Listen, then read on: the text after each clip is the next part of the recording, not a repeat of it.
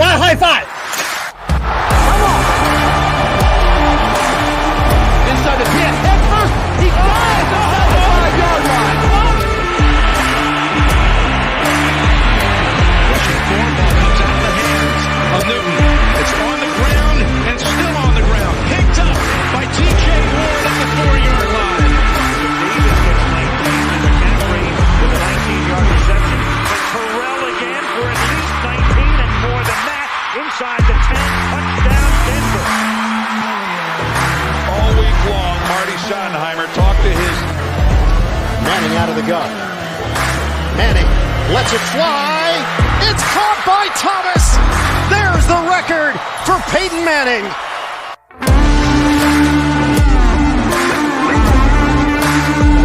We got some breaking news. We're coming on a little bit early. I'm Andrew Siciliano. This is Ian Rappaport. We got anything going on, Ian? We got a trade, huh?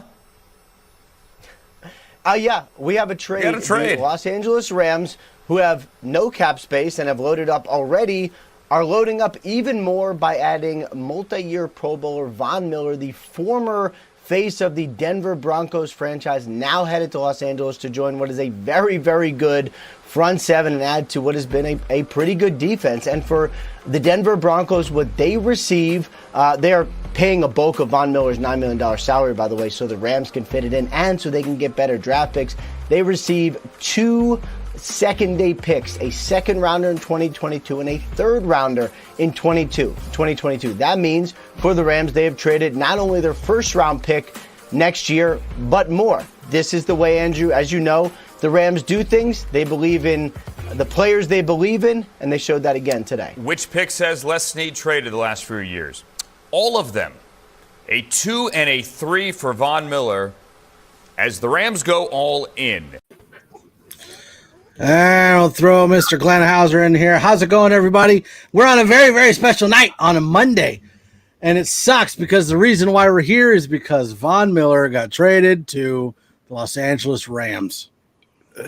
Initial thoughts, initial impressions, try to keep it clean of what we're thinking about the trade. You know what? This was a giant shock to everybody in Broncos country when the news broke out this morning, or wherever it is you are in Broncos country. I honestly thought that if the Broncos were going to deal somebody on the defensive line, I was thinking that worst case scenario, especially if the Denver lost yesterday, they probably would have tried to deal Bradley Chubb because he would have held more trade value.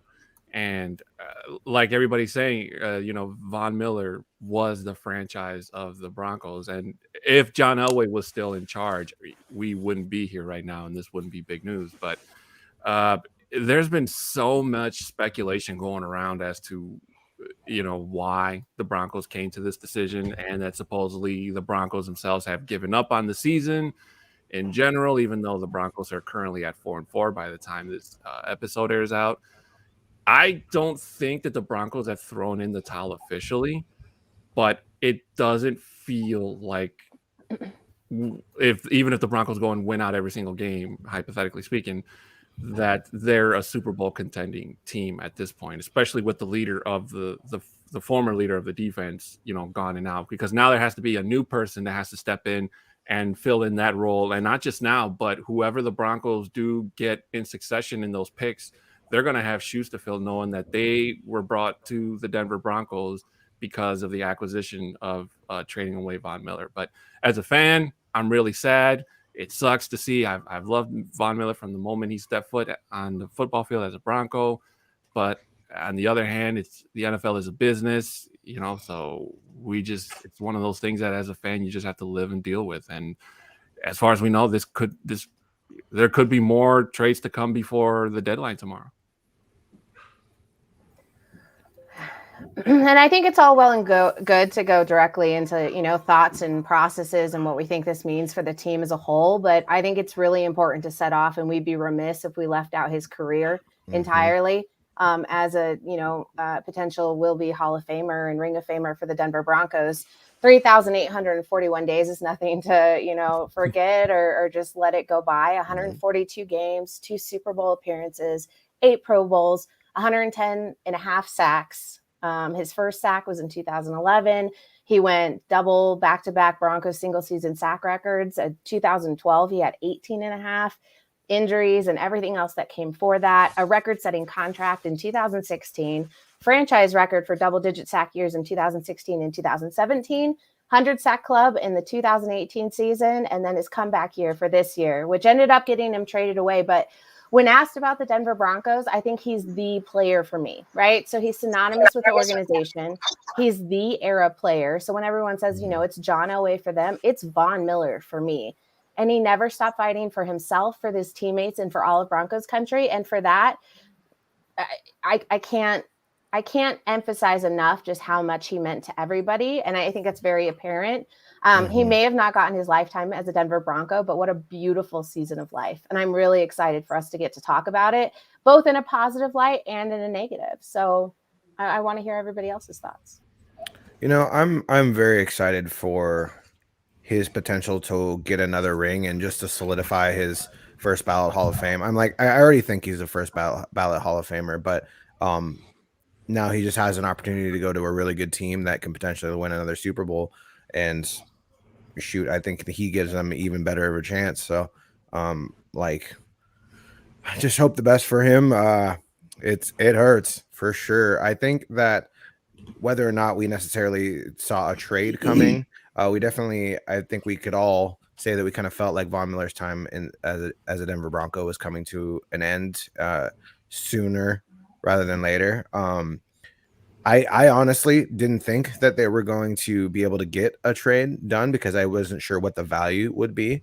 But of course, it's the Rams who almost literally don't value draft picks. So it makes complete sense.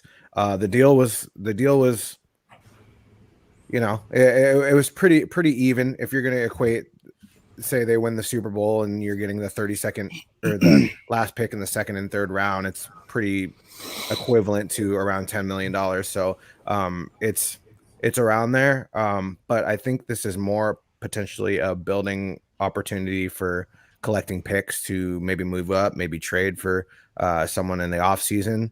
But I just like Bri was saying, Von Miller has been the guy for me, and he will forever be a Bronco. I know that he said, forever a Bronco, and he is not technically a Bronco anymore, but he will forever be a Bronco in all of our hearts. I could clearly say.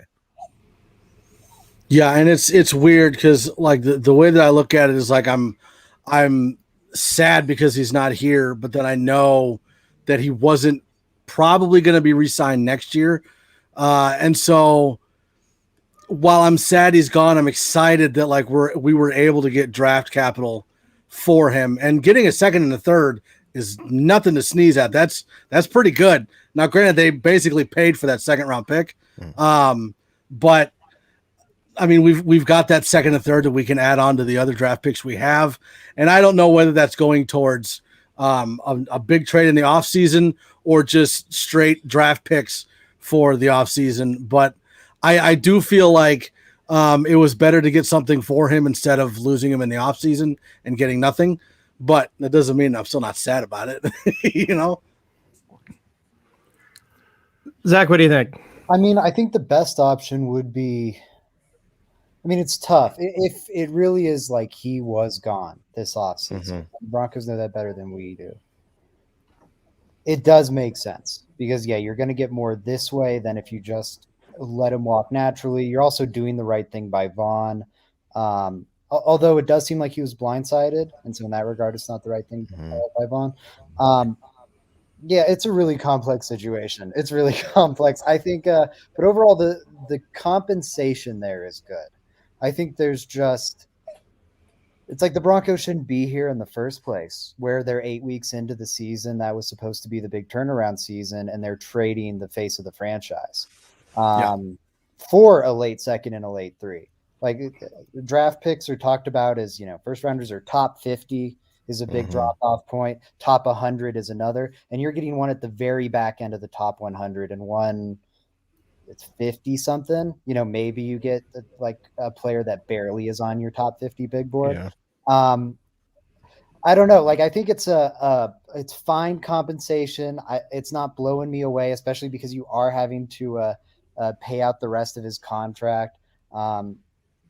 Yeah, for me, it's just, I guess I'm frustrated with the situation because it feels like everyone's willing to just give Peyton a pass, and I do not get it.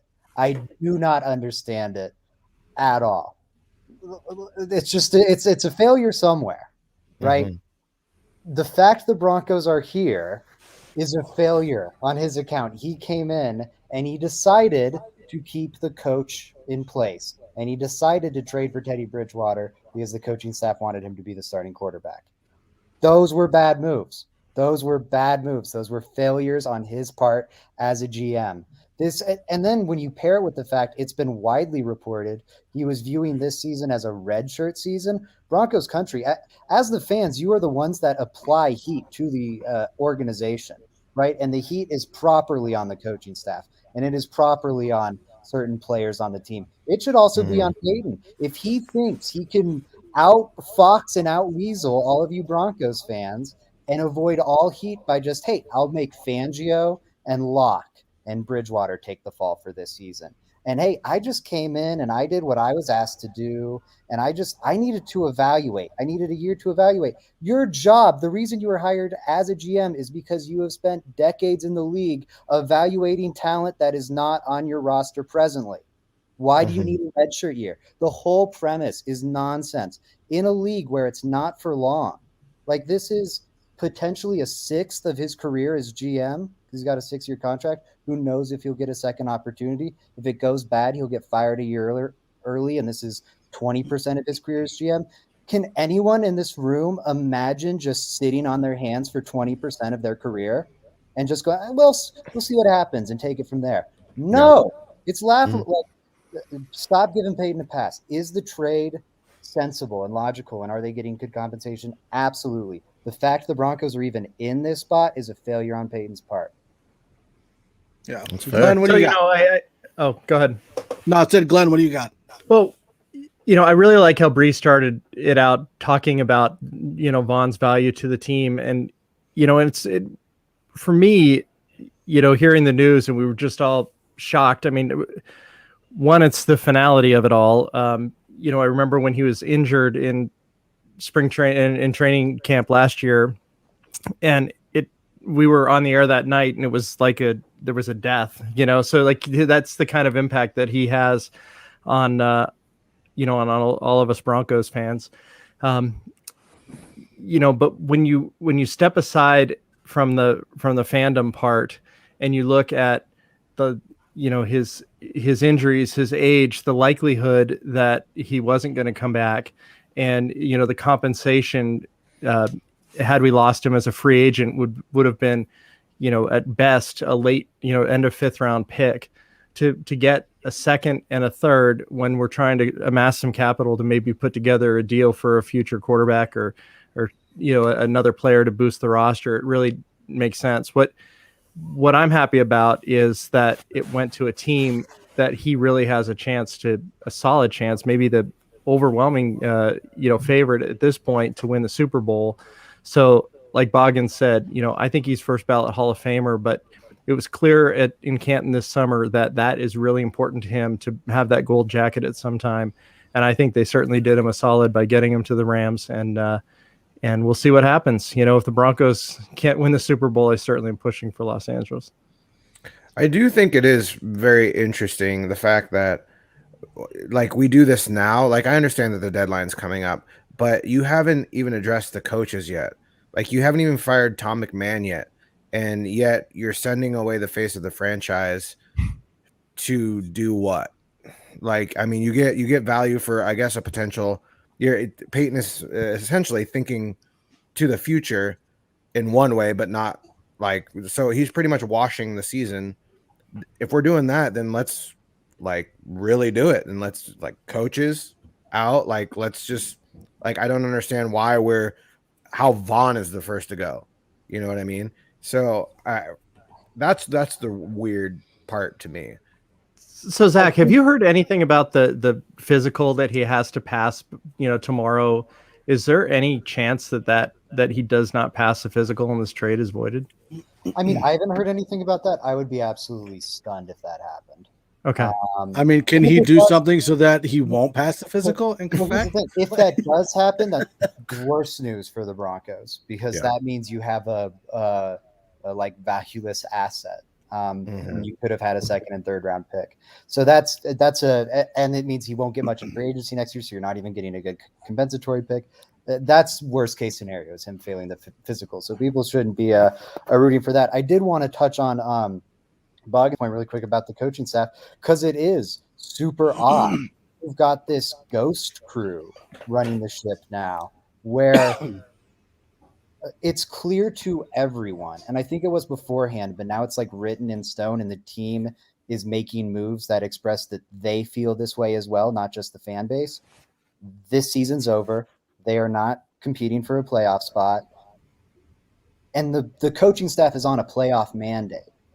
So do the math. They're gone. And coaches aren't idiots. Like, they can piece this together too. They know they're gone. So I'm with Boggins. It makes sense at some point to clean house.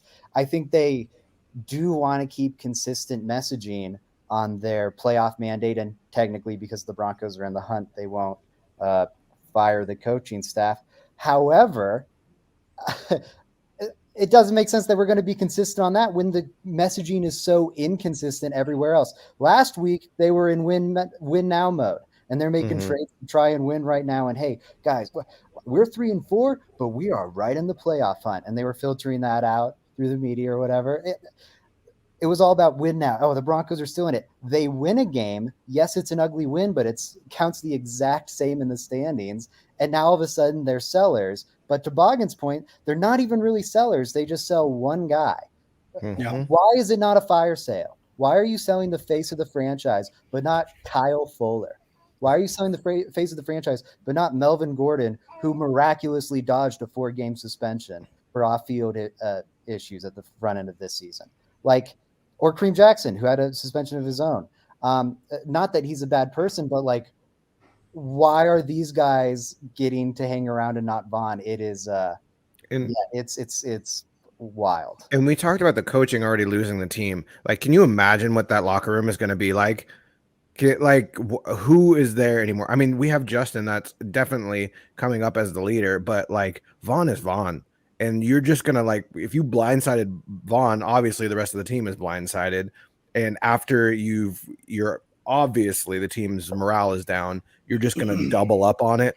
And it's just you're essentially stabbing your own team in the back right now. Do you really think they're giving up though? I mean, they're 4-4. They're a game out of first place. I don't see it. Maybe they think that Vaughn's not going to be that effective after a hot start. Then he gets hurt. What do you think? I don't think that that's a narrative that we have to keep going forward with, right? So I see the comment down there of we're watching the season when Vaughn wasn't dominating. I think that's not accurate. It just wasn't showing up in stats. If you watch his fight out there and his ability to bring his teammates together in the locker room, and how he was the only voice where we were hearing something different from the mismatch of comments through pressers, I think it's important to note that it wasn't just this washed up Von Miller that got traded. That is, you can't substantiate that with fact. Right, and his pressures or something. Yeah, so in the NFL he was fifth in quarterback pressures. So he wasn't the highest in sacks, but when it comes to QB pressures, he was top 5 in the league. And pressures is a better way to measure that metric. Last time he was fully healthy, he finished the season 5th in quarterback pressures, even though his first season he didn't get double-digit sacks. That's making an impact, especially when you look at the rest of the defense. The Broncos ranked 26, 27, something like that in pressures entering that game. At that same point in time, Von Miller's top 5. So Von Miller's getting a ton of pressures, and the defense as a whole is getting none. That tells you a lot about Von Miller, because also when you consider he is the only player on this team generating pressure, opposing coaches and opposing teams are smart and they are strategic. Who do you think they're trying to block? The only guy creating pressure.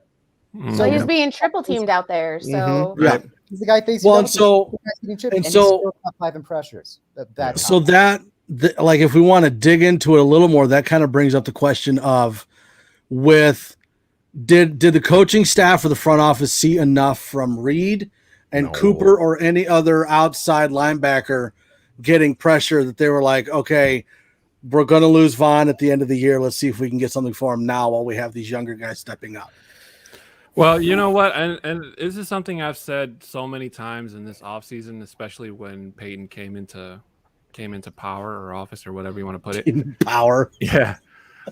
He is going to make decisions that some of us are going to really like and some that we are just going to completely disagree with, especially because we've all been spoiled into, knowing and just agreeing with everything that was done with John Elway. We used to be able to predict what John Elway was going to do, who he was going to keep, who he wanted.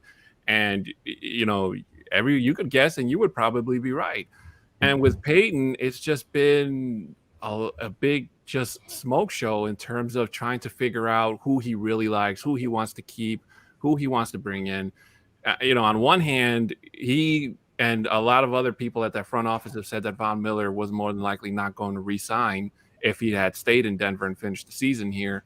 And on the other hand, you have Von Miller, who's been saying for years that he wants to be a Bronco for life, and the only dispute he ever had with the front office was after the Broncos won the Super Bowl. But that's just because, everybody that wins a Super Bowl, every player, they want more money. They want more compensation. That just, that's just something that goes along with winning a Super Bowl. Everybody just becomes more expensive to keep because their value goes up.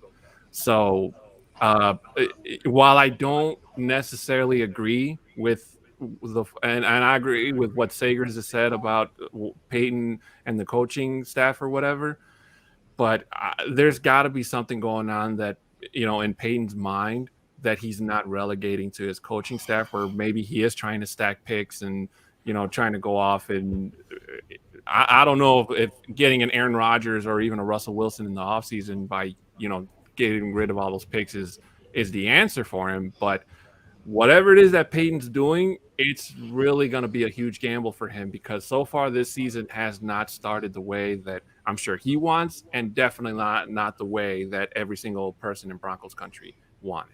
So the main thing I took from that comment was that Adon called George Payton a smoke show. But anyway.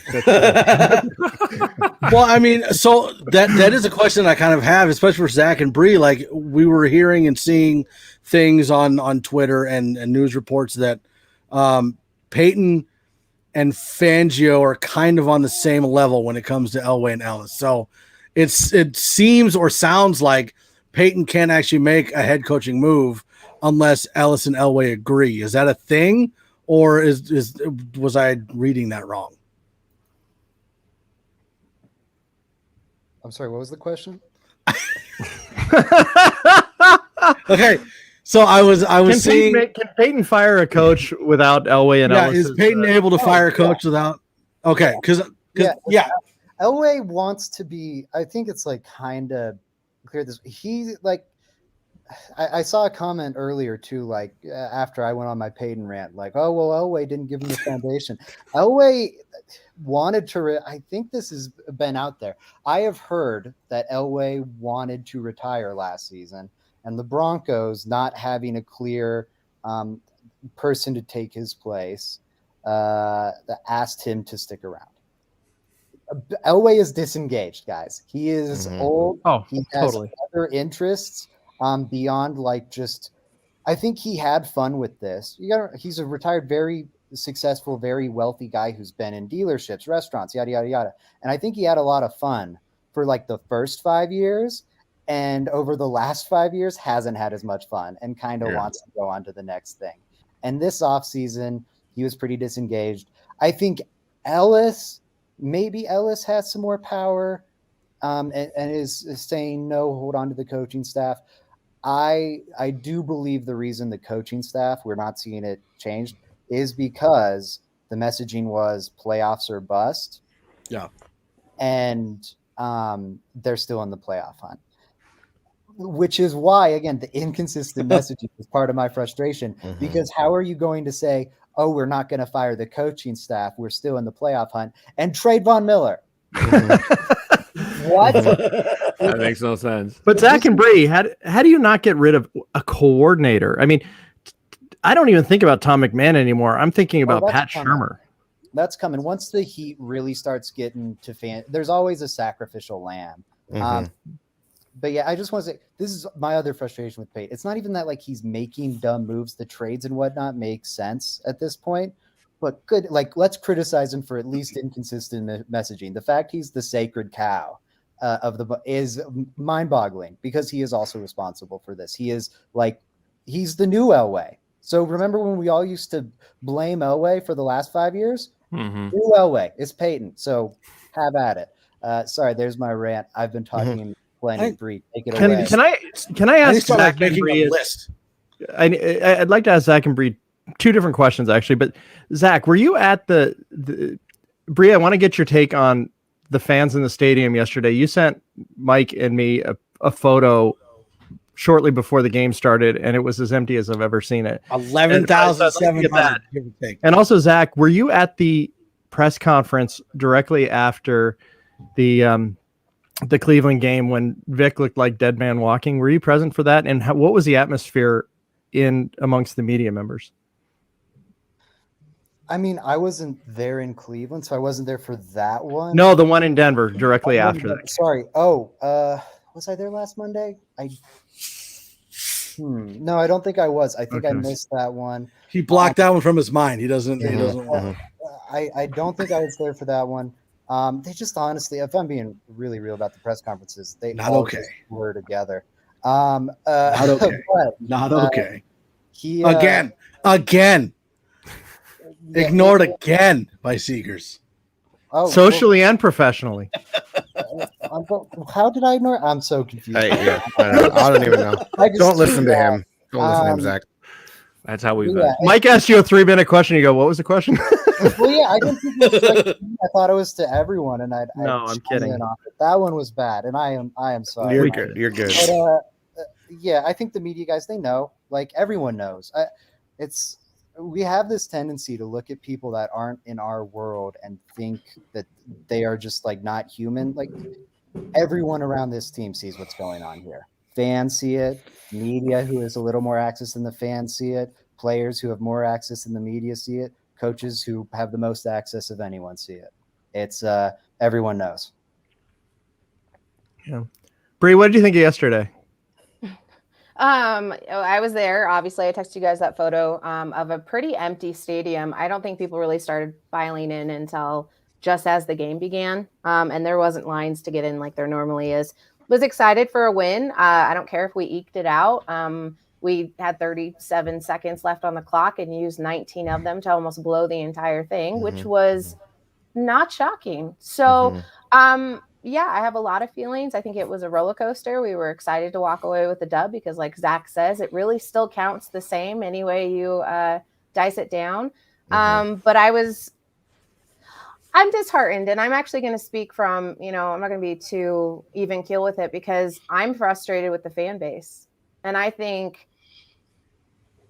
I understand that applying pressure and not showing up is the way to do it. But as somebody who hasn't missed a game except for, I pay for season tickets. There's not going to be a chance where I just don't show up to the games or I don't tailgate because that's all that we have in a season of uncertainty.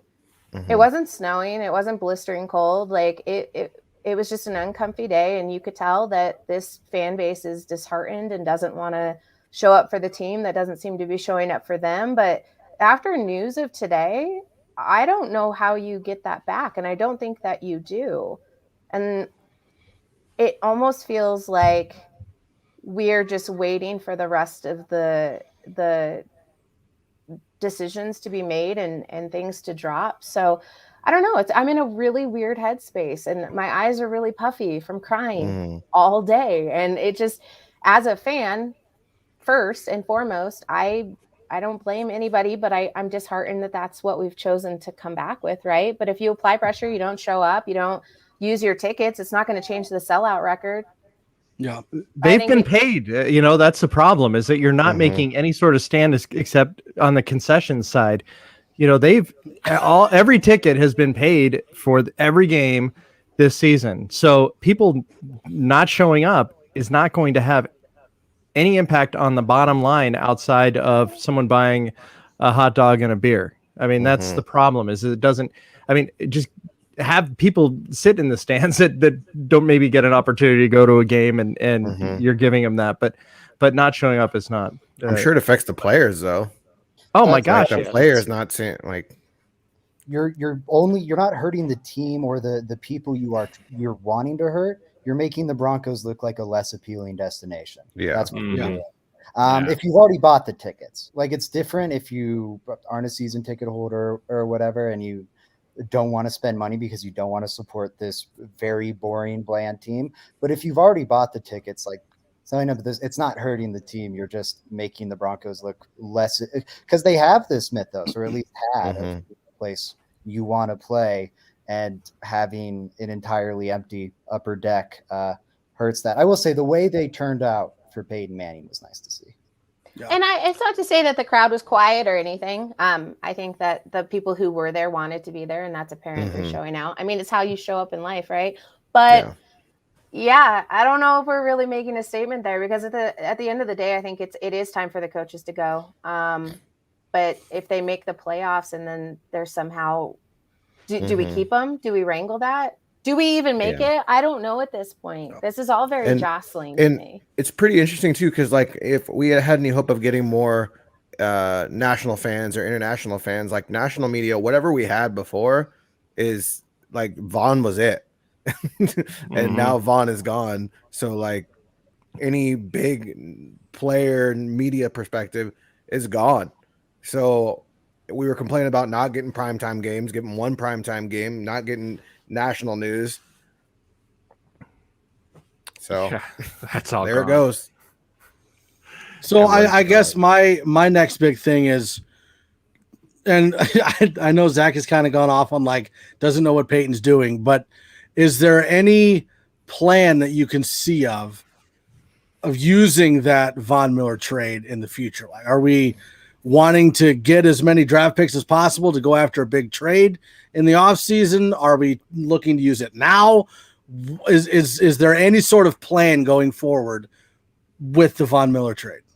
You know, I think the plan is, right, we're going to pair him, Aaron Donald, Jalen Ramsey. You've already got Matt Stafford on the offense rolling, and we're winning a ring, baby. Yeah. But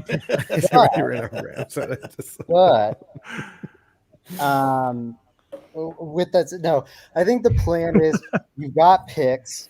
We got to change the name of the podcast. You've got picks. I think their plan is to pursue Russell Wilson. I think the tea leaves are pretty obvious there. I think their plan is to pursue Russell Wilson and then pair him with the coaching staff that he likes, whatever that means. I think people can like do their own research and piece that together pretty easily. That sounds great to me, by the way. Oh, it sounds great in theory. Did we not spend an entire offseason wish casting about quarterbacks only for us to end up with Teddy Bridgewater and some awful kid out of the because that's what it seemed like happened to me. Got nothing. Why, to Boggan's point as well, about this franchise not being what it once was and Vaughn really being whatever luster it had left, why is Russell Wilson coming here? Why? If he has any say in his landing spot? Oh, well, the weapons are great. Are they? Cortland Sutton's contract is expiring. Tim Patrick's contract is expiring. And this is a team that looks to be kind of in teardown mode. How many of these guys are coming back? Plus, Melvin Gordon, he's gone after this year. That's one of the weapons. Noah Fant's been disappointing. He has regressed. And while we hope that's coaching staff and he'll just fix it, he's working under one of the best tight end coaches in football right now. It shouldn't just be a given. I love it. And I am hoping it happens. I really am. But this receiving core that once looked awesome and super appealing looks a lot less appealing going into 2022, especially when you factor in KJ Hamler's injury as well. The offensive line isn't great, and we know how important that is to Russell Wilson. You've got Garrett Bowles in place, maybe Graham Glasgow, and then you're hoping Quinn Miners is a good starter. and then 2 massive question marks guaranteed. Is that super appealing? I don't know. It's Zach, Cushion right tackle. Is that what you were talking about? The question marks, Cush and right tackle. No, he's talking about Reisner right tackle, right? Reisner and right. Well, it depends what Glasgow's doing. You could move him at center. You could keep him at guard. Is he even there? I think Miners is going to be one of the guards next year. Feel pretty good about that. Bowles is one of the tackles next year. Feel pretty good about that. Other 3, I have no idea. And that means Miners. That means Glasgow. That means Cush, Massey, anyone who I just didn't name in those 3. Moody will be a swing guard. Moody will stick around, but he won't be a starter. He can't start. Yeah, that's pretty much my point. It's not as appealing as people think. It's really not. If Wilson has any say, there's 14 teams that would rank ahead of the Broncos in terms of desirability. Mm-hmm. Yeah. Are those teams in the hunt? Broncos should be hoping not. That's your hope, Broncos, that no one else in football wants Russell Wilson. That buzzing noise is Zach's media credential going through the shredder at Dove Valley. I'm gonna. Wait, what was your point? She was ready. She had the hair in her hand. Cool. She was set. That's my non-poker face. Is just me like grabbing at my hair and getting to rip it out because I'm just wondering, like, am I alone in thinking that we are a quarterback away from a severely talented roster, even minus Von Miller, of being a really big threat out there? Like the Broncos are going to be able to re-sign whoever they want. Are we saying that the receiver core isn't as tempting as we once thought they were coming in? And is that a byproduct by the quarterback not being great? I have to agree a bit with Bri, because I think like a lot of the times when you have a franchise quarterback like a Mahomes or like a Rodgers, you find a way to place players around them, and players also want to come and play with them. So I think that we have enough of our youngsters out there with a lot of talent that we would be able to make it work if we had like essentially a future Hall of Famer at quarterback, like a Russell Wilson, like an Aaron Rodgers. I don't think if we had a placeholder, we would be able to go to the promised land like we would want to. But I do think that we do have a good roster, at least an intriguing roster, rather than say, I don't know what would be another option. The Giants, like, I mean, Russell Wilson would like the market, but I mean, there's not a lot to play with there. I mean, look at Aaron Rodgers' receivers. I mean, outside of Devontae, he's got Randall. He doesn't have much, right? Randall Cobb, bro. But Rodgers, Randall Cobb, bro. Yeah, he rescued him off the scrap heap. You know, Randall should be sending him a super nice Christmas gift this year. But you know, I agree with Bri. I thought I was the only one that was like, am I missing something? I don't think we're blowing up the team. I see rebuild, and I'm really not believing that. I think that, I don't want to use that word either. Rebuild. Right. I was under the impression it was just a refoundation, maybe a like a reload, renovation, or a re-roofing where we get rid of the coaching staff and refill in where we kind of need it. I thought our foundation was pretty decent, and so that's why, like, I want to hear more of that, because I don't think the weapons are an issue. So I got to know why they're being used as a scapegoat, both like on statements and everything. Like the guys just have to play harder. I don't know if that's the case. Because I love Zach's hat, by the way. I just noticed that. Yeah, I've been rocking it all show long. Rams are a team I already supported, as evidenced by the hat. It's rare for a CU guy to wear a Rams hat. Just saying. Look, big Buffaloes over little Rams. I mean, that's how it works. Well, and I was going to say, Zach and I were kind of talking back and forth on Twitter about rebuild, or because there's different types of rebuilds. Like there's the rebuild where you're like the Lions and you're blowing everything up and coming back.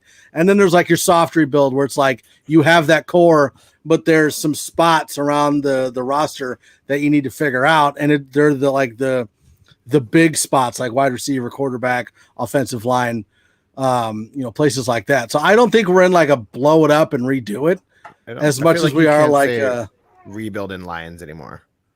I think Like, that's just been like the 30 years. You know what I mean? At a certain point, they just are a terrible organization. You I know think what? it's up to what the Broncos want to do in terms of that path. I think, honestly, the fastest path to the Broncos hoisting their next Lombardi is getting bad, doing the teardown, going, what pieces can we truly build around? Draymond Jones, Justin Simmons, Patrick Surtain, maybe on defense, maybe Caden Stearns too, fingers crossed, and Baron Browning, some of those young guys. Hopefully we can build around them. And then on offense, you look at Judy. Hopefully you can figure Fan out or maybe Okwebanam, Bulls. Like, you just find your handful of pieces that this is what we're building around and tear everything else down. And let George Payton build this thing back up in his image, because as critical of him as I've been, he's a good drafter. And if you give him the assets and if you give him time, 6 years from now, 7 years from now, maybe the Broncos are a juggernaut and they are ready to go for a Super Bowl. I am not convinced. Although 6 years or 7 years, do you really think that we're looking at that at this point? Maybe that's maybe super long. I mean, like, they need to have a lot. I just threw that number out because that's no. I'm not. It's trying more to like disrespect you. Whatever, 3, 4. I know you're not trying to I should clarify it. However, long-term rebuild. I don't think it's we retool with the coaching staff and quarterback and they're winning a Super Bowl. I think you retool with the coaching staff and quarterback and we have a fun team for the first time in a half decade. And we have a watchable offense for the first time in longer than that. And frankly, I'm happy with that. It'll be instant. Football won't be miserable anymore. I'm fine with some deep playoff runs, even if it doesn't end in a Super Bowl victory. I don't think Russell Wilson plus this roster is guaranteed a Super Bowl, because Russell Wilson and Pete Carroll, who's a better coach than Dan Quinn, and Seahawks rosters that have been comparable, if not better at times over the past decade, haven't necessarily gone to the Super Bowl. It's a hard thing to do, and the Broncos are still chock full of flaws. They are set to lose more snaps than most any team in football this upcoming season. Maybe they re-sign a lot of those guys and the roster gets expensive. And maybe really the coaching staff is making this team look 20 to 30% worse than it really is. But that's a lot of ifs to bank a Super Bowl run on. So I don't know. What do you want? Do you want to be fun or do you want to win a Super Bowl? One's probably going to take longer. Well, that's what I think it's really important to note, is that it isn't immediate. Nothing is. So you put in a quarterback and get 18 games out of him and then immediately expect him to be this contender. That's where my number one problem lies with us not giving that an extra shot. And I think you bring in another quarterback who's still not proving that. We can't just make all these harsh decisions because things aren't working out. Like, sometimes pyramids take a little bit of time to make. Like, you can't just expect greatness out of these players or a draft pick or a quarterback or God forbiddenly say that you got Aaron Rodgers and he decided to have a little bit of a couple of off games and everybody was calling for his head. That's what this fan base seems to really tend to do when they're unhappy, is just make all these emotional, snap judgments on everything that happens. I'm 100% on board with doing that when it's fit, but I don't think it serves the narrative for this team, where we're going as an organization, and how we should really handle this as a fan base. Fan however you want, but understand it's not just an immediate fix. Firing the coaching staff does not 100% mean or correlate that you get a good coaching staff in here who's going to know how to handle your roster and treat it as such. So I guess you can keep burning everything down, but if you don't give it time, like if you just cut a plant off at the roots and try to replant it into another pot, you're not going to get the same growth rate that you were when it was growing in its original pot. It's the same idea. But for me though, Bri, is like, I need to see that they're doing something. We have a Shula that could step in at offensive coordinator tomorrow. And whether or not it makes any sort of a difference, the fact that we've done something and gotten rid of the crappiest coach on the entire staff would be music to everyone's ears, including the players who clearly don't believe in Shermer. And then you have the defense who thought they were done for the day and then have to now go back. We hear stories about last year with the defense and the, getting frustrated with the offense in the locker room after games because they were pulling their weight and the offense wasn't. And here we have another situation where we're I've never seen anything like yesterday would happen. I really truly thought we were going to lose that game after what that last possession on the Broncos side, because it was just so incompetent. So just to get rid of, and I thought for sure it was going to happen. Maybe it's my orange colored glasses from a fan side, like wanting to get rid of somebody. I don't want to get rid of the whole coaching staff at this point. I don't think you get rid of Vic, but you gotta lose somebody and show the team first, the fans second, that you plan on doing something that at least mixes things up and it's not going to get worse, right? So, I mean, we're going into Dallas. Hopefully their injuries are stacking up and we have some sort of an opportunity there. But aside from the injuries, I don't see that we're going to have any sort of an opportunity there. I was trying to trick or treat when all that was going on. Now, you know how hard that was not to be screaming and yelling, saying bad words. Sometimes you win, and sometimes you score in the first half, and sometimes you don't. Sometimes you go to Dallas and you win, and sometimes you don't. Some teams do that, yeah. You know what? I honestly think, I just want to throw in my quick sense here.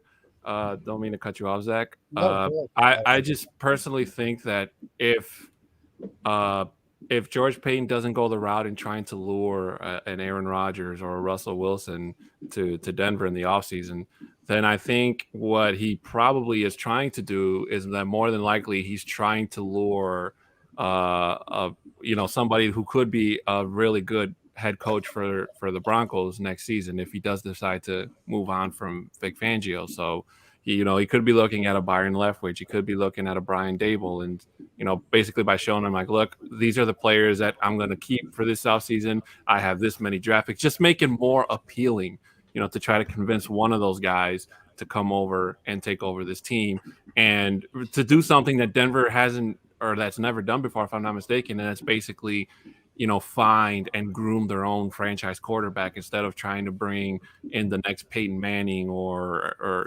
sell the what's that saying that's been going around all season? Sell the farm for an Aaron Rodgers or a Russell Wilson. Make a shirt about that. And just bring in somebody that, like Bri said, will come in, and if they don't play to their potential that they were with their previous team, not win their first 3 or 4 games, that everybody in Broncos country starts calling for their head. So that, to me, I mean, which way George Payton goes going forward, I think it's just going to divide Broncos country in half, especially because it doesn't seem like there's any way everybody can agree and attest to the fact that what Payton has done so far is for the better of the team. Because, like Zach said earlier, instead of cutting Tom McMahon earlier this season, or hell, even Pat Shurmur a couple weeks ago, they let the face of the franchise go. So only George knows what's going on in his head.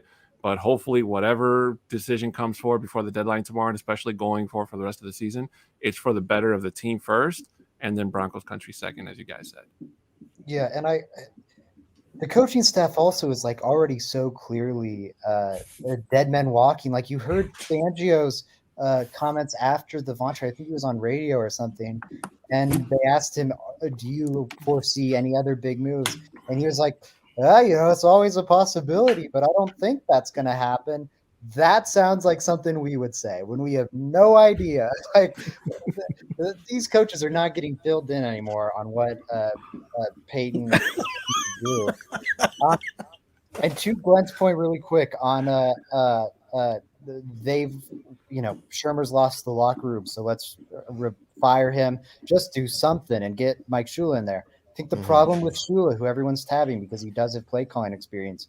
Yeah. Why is Shula here, and why is he in the high-ranking position of quarterback coach? Because he was Pat Shurmur's OC in New York, and they're good buddies. So I think if you do that, it does not. Maybe it barely moves the needle on how much like the players want to play for the coaching staff. I think you've got to do something more drastic, like put Coach Z in there. And as good of a wide receiver coach as I believe Coach Z is, he has shown little to nothing that leads you to believe he can put together like a good offensive game plan or like a really good opening script. Now, he hasn't shown anything to make you think he can't do that, but it's just so far from his job asking him to do that for 9 weeks instead of focusing on Jerry Jeudy and Kendall Hinton's development. I don't know. It doesn't feel super worthwhile. I think you could touch on a good point too that we don't really talk about is how do you think Fangio took this this news? Like if he indeed didn't know and he already felt like he was on the hot seat, and then you take out Von Miller or you trade Von Miller, now what like initiative does he have? Because he obviously knows that has 1 foot on like half another foot out the door now. Like what makes you think he's going to actually want to so why not just cut ties with him now? You know what I mean? So you're just going to be dragging that dead body along now. So it's just like this whole entire thing is confusing to my brain. Like I get it and I don't get it at the same time. Alcohol. Alcohol. I can't get over that Rich comment. Like, Bri walks in, messing with her hair. Everyone just takes off running. Oh God, she's gonna go off. Right? That's exactly what would happen. And I am not. So funny. I'm not against like dragging a dead body like out of the facility. Well, we know that. I mean, that's and pretty much a given. Someone else meme right there. That was a meme. I'm not opposed to dragging a dead body. Right there. Meme that. Mario just recorded that, I'm sure.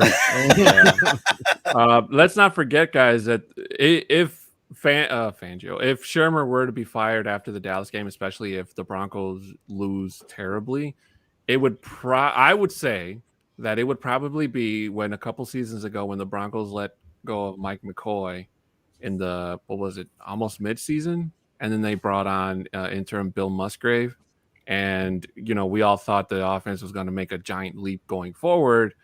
And while it did improve a little bit, it wasn't that huge of a gap, where it looked like it was a genius move done by who was the coach at the time? I think it was what's his name?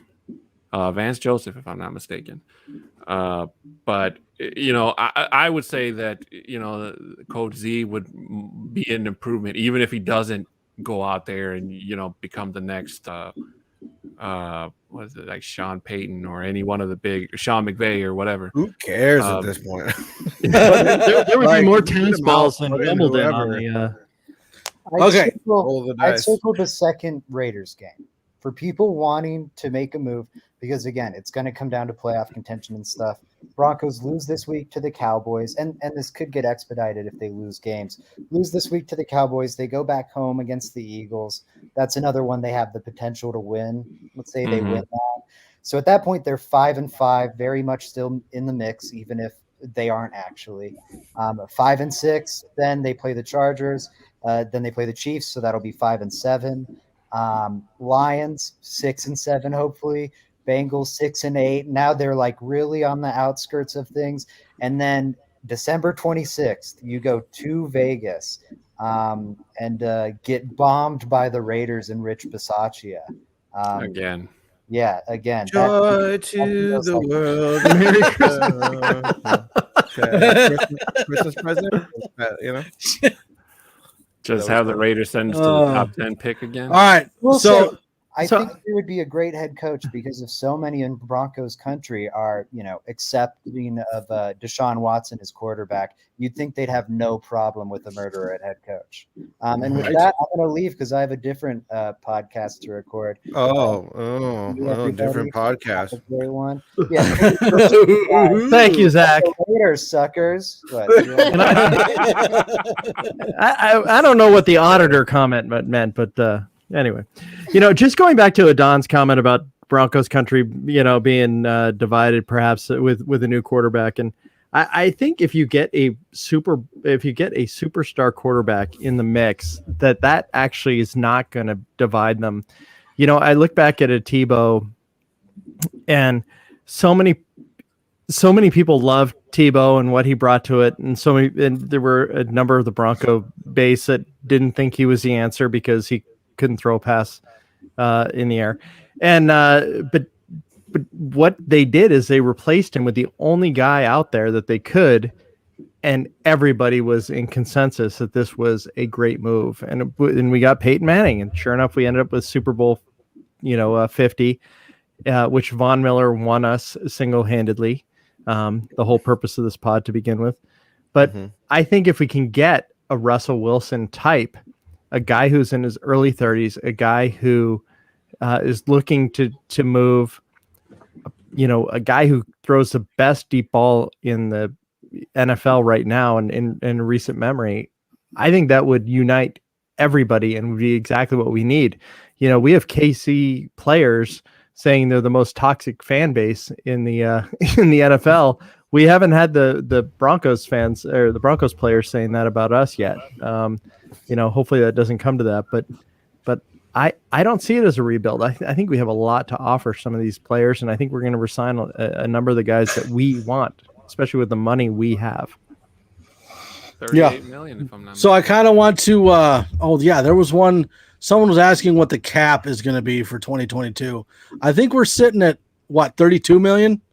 Yeah, well, that's what's TV rolling money over, kicks Mike. in, so let me see if I can find the TV money deal kicks in. So I think the cap goes up, Mike. Oh my While gosh. you're looking it up. Oh, It goes okay. up. I was gonna say someone did mention checking out Kellen Moore, and that was one thing that Albright kind of alluded to, but just kind of poking the bear a little bit that we're gonna get a look at maybe a future Broncos head coach this coming game. Mm-hmm. Well, but Dan Quinn's the defensive coordinator too, so Yep. No, we don't. well, and there was also like Byron Leftwich, and I'm one that loves Byron Leftwich. I know that as far as I know, that there's not a lot of interest in Bieniemy. And part of me was wondering if one of the reasons why is because when you look at the Chiefs' offense, Reed is the one that's like designing the plays, and Bieniemy just calls the plays. Whereas like Dable is different. Mm-hmm. They designed them together. So, but of course, Andy Reid is the mastermind behind it for sure. Yeah. Just ask Matt Nagy. Okay, Dude, he's so a bald guy wearing a visor. I mean, it was a failed experiment from the get-go. Did we get the cap answer? Yes, Do we know what it's going to be? So I do have that. So according to Tom Pelissero, this is from a MayNFL.com article, but it still applies to today. The league and the NFL Players Association have agreed to a salary cap ceiling of $208.2 million for 2022. That is 30 million, roughly 30 million. We're at 182.5 right now. So it's 29.7 million more than it presently is for the cap, not to mention all the money that we have to roll over. I was going to say, so that 29 gets added to the 32. Yes. Mm-hmm. And just to make a point, we are paying most of Von's salary. So we're not gaining that cap space back. So what we already had presently is added to that amount. Yeah. Okay. So what I wanted to do real quick. Hey, Mike, one more thing. Not to mention, we have a lot of guys that are currently on and I'm sorry to cut you off. We have a lot of guys currently on the payroll whose dollars are going away. I mean, we have a Glasgow at $11 million. The likelihood that they're going to continue with him at that amount, is not 100%. So we could gain that. We have plenty of other players that, even a Vaughn, like next year, his money is going away. So there's a ton of cash to spend with this team. So we just spent an hour talking about the Von trade, the ups and downs, the bad, the good. And what I kind of want to do is end it with the question from Johnny. He wants to step away from the sadness. Would everyone give their favorite individual memory of Von Miller in the orange and blue? Does anybody have a favorite memory of Von Miller on the Denver Broncos? We all do. Come on now. Yeah. Well, I know there's one consistent one, but ladies first. Oh, good. Sorry, Adon. Well, so disappointed. And I was so excited, and then you just took it from him. But I'd be glad to take it. So Von Miller's this third Broncos jersey I've ever owned, and it would have to be like solidified by the Super Bowl 50 strip sack. Like I don't think anything else just impacts you as much as like recalling that, and it's probably going to be everyone's favorite just because of that reason. There's a couple of touchdown sack dances that he did at certain points that are always in my brain. No, I'm not gonna. I stayed sitting down. Please don't ever do that again. You just hear the mic. Especially while I'm talking. I just turned the mic off. Sorry. Wow. That is not where I was expecting this conversation to go. Hi, Mrs. Hauser. But yeah, that's definitely it's that one, and it's just always going to be replayed for me. I think mine's probably was it 2 years ago when oh gosh, I can't believe I'm forgetting the right tackle of the Raiders when he just dipped under the Raiders right tackle, and it was it became a gif you just saw everywhere, but it's just he got so low, and it's just what are you supposed to do against something like that? If you're a over 300 pounder trying to backstep quickly and get that, what are you supposed to do?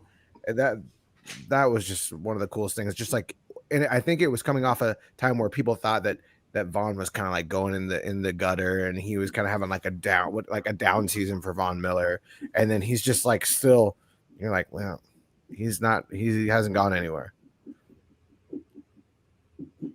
Rich? I like the one that Bri had. I mean, to me, that kind of solidified him. He was lazy. That's cheating. No. Well, I could always go with the other one because he had two of them in that game, right? He had the one where he reached around and then kind of knocked the ball out, which I don't know if that's what you were referring to, Bri, but then there is the other one where he knocked the ball out, and then he even admitted later that he intentionally fumbled and kicked the ball so it would go further down the field, where it was then recovered by TJ Ward, if I'm not mistaken. So you're muted. That was the one that essentially ended Cam Newton's career. The third quarter one is the one I'm referring to when TJ Ward recovered. So I'm glad we're on the same page. See, Bri just did it too. This is a team Same page. Oh, how could you piggyback on my? Anyways, guys, I gotta head out. He's hitting Rich. Okay, bye, Rich. Thanks for popping in. And Johnny, don't worry, I'm hitting the X, not the N broadcast. Okay, great. Snap. Ooh, snap. Better. How? No, mine's different because my favorite memory of Vaughn is the first time he introduced his chicken farm, his chickens. It was just funny to me. Here's playing in Denver, and he's got chickens. Yeah, chickens are great. Mine is, and I was actually just watching the Broncos re-uploaded his 100 sack highlight video.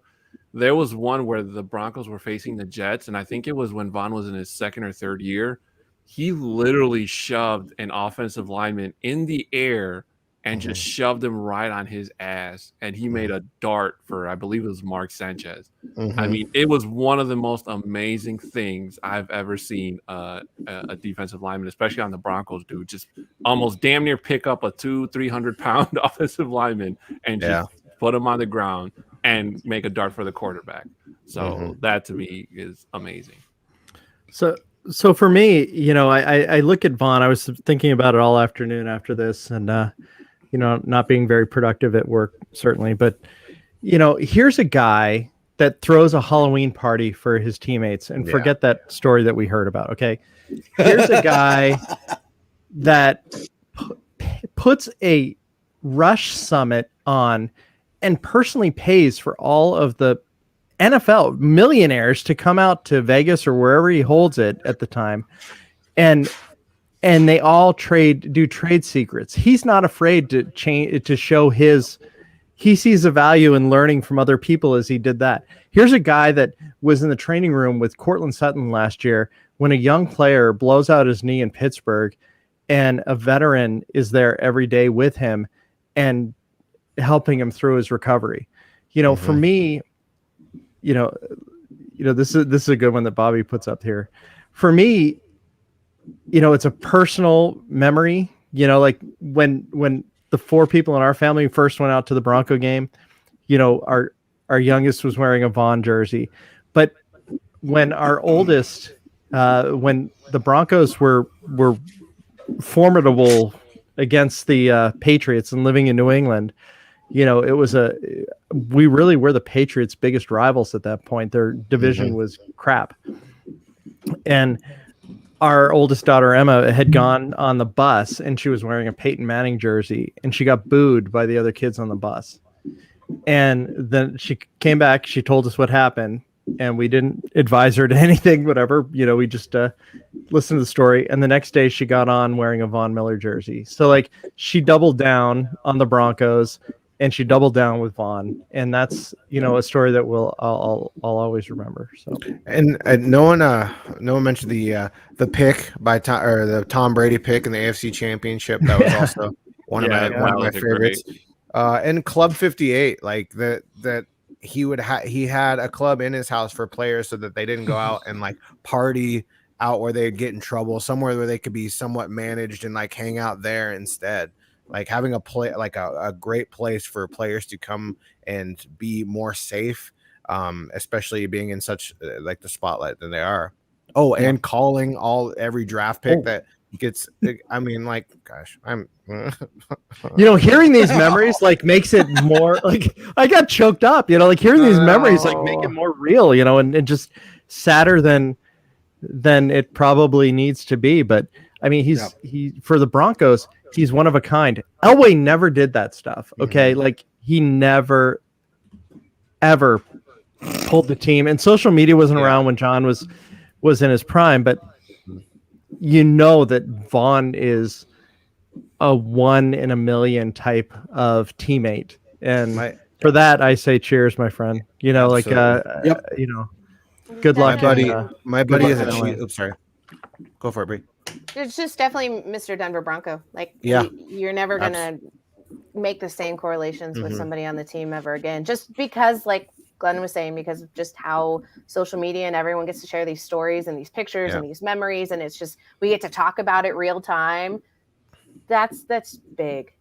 Yeah. And it transfers fan bases too. My buddy is a Chiefs fan, but he likes Von Miller because Von Miller wears number 58 in honor of Derek Thomas. So like it even translates over to other fan bases.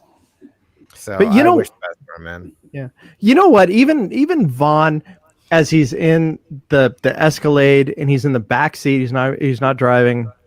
And I have seen conflicting reports that he was made aware last week that there were talks with the Rams and then there was thoughts that he was blindsided by this. But the fact that he had the car stop, some of the media members were there. He reached out, shook Troy Rank's hand, thanked him for everything, and then proceeded to have essentially a 2.5 minute interview when he got all choked up, which anyone that saw that interview was like, oh my gosh, like this means a lot to him. I mean, if I'm able, I will be at the game where he's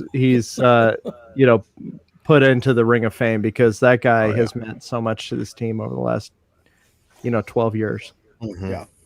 And so with that, we're going to end the podcast. We definitely want to thank Zach Segars and Bri for joining us today. It was great having you in here. It sucks under the circumstance as to why, but we're glad that you came in to join us. And then all the love to Von Miller. Appreciated it, baby. Thank you. Mile High. So we appreciated having you on the Broncos. We're going to miss you. But hope all goes well with you out in Los Angeles. And normally this is where we tag things on the pod, but don't care. We're gonna leave thinking about all the good times we had with Von, and we're gonna leave it with that. So with that, we're gonna go ahead and give a Mile High salute, and we'll see you tomorrow.